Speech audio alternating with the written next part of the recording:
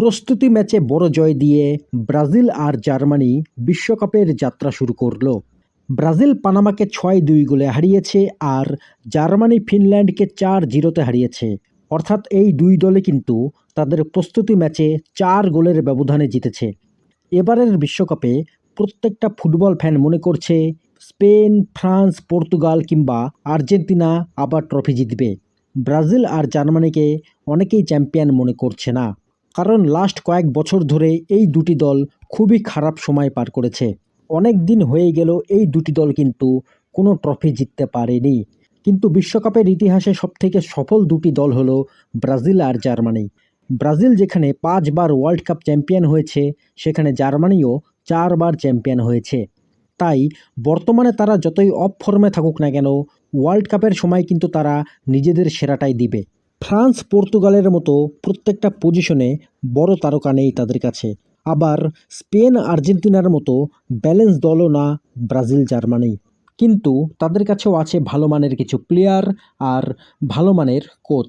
প্রাক্তন Real Madrid coach Carlo Ancelotti Brazil দলে যোগ দেওয়ার পর থেকেই কিন্তু এই দলটা আস্তে আস্তে পরিবর্তন হয়েছে।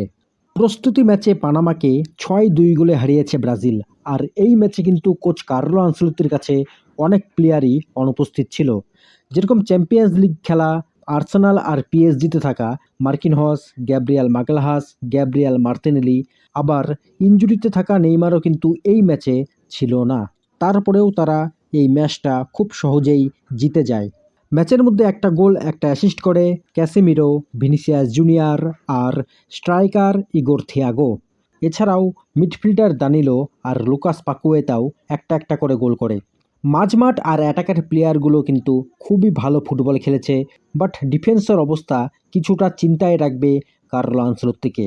ওয়েসলি, ব্রেমার, লিও পেরেইরা আর আলেক্সান্ড্রো, এই ৪ জন ডিফেন্ডারকে শুরু করে ম্যাচের মধ্যে।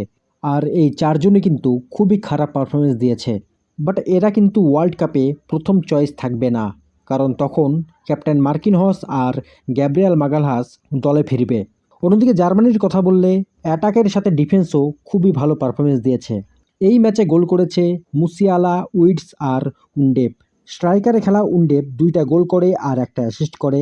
অন্যদিকে ডিফেন্সে কিমিস, মিডফিল্ডে পাবলোভিচ আর রাইট উইংয়ে খেলা কার্ল একটা করে অ্যাসিস্ট করে।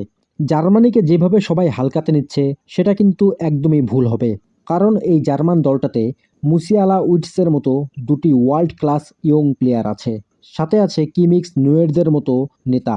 এই দলটাতে একমাত্র প্রবলেম ছিল নাম্বার 9 পজিশনে কে শুরু করবে।